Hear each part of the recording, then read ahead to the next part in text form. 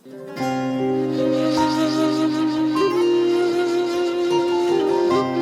aç dilbərin, əli canı getmə, dayan Fatimə. Evindən çıxırsan, evimi yıxırsan, inan Fatimə. Tanıysan məni, mənəm Mürtəzayəm, baxıysan mənə. Görürsən qəribəm, gümanın fəqət bir qalıbdır sənə. Xatiratın qalıb, getmə qal dilbərim, Hüseynin özün, köylün al dilbərim. Gəl evdə genə süfrə sal dilbərim. Canəm azimi mən, həyatım bilərəm, sənə baxmasam bilmirəm neylərəm. Baxıb yarıma dildə tab eylərəm.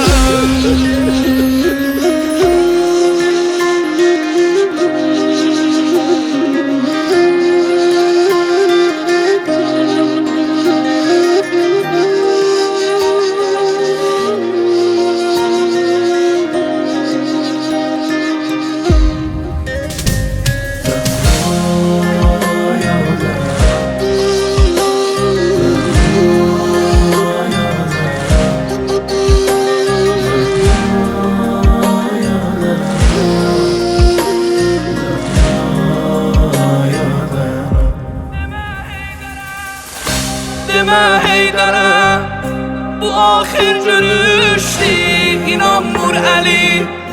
Nə qədri baxım mən, sənin gül yüzündən, doyanmır Əli.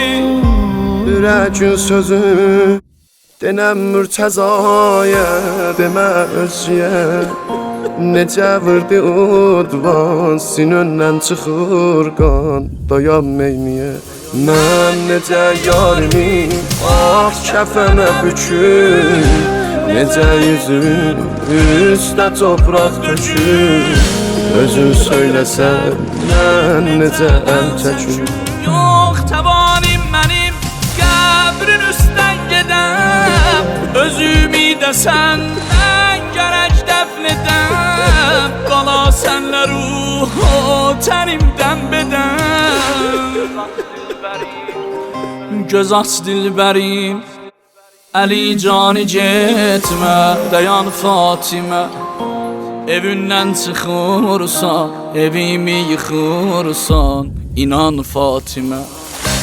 Tanıysan məni, mənəm Mürtəzayəm, baxıysan mənə. Görəysən qəribəm, gümanın fəqət bir qalıbdır sənə. Xatiratın qalıb, getmə qal dilbərim, Hüseynin özün, köylün al dilbərim. Gəl evdə genə süfrə sal dilbərim. Canəm azimi mən, həyatım bilərəm, sənə baxmasam bilmirəm neylərəm. Baxıb yarıma dildə tab eylərəm.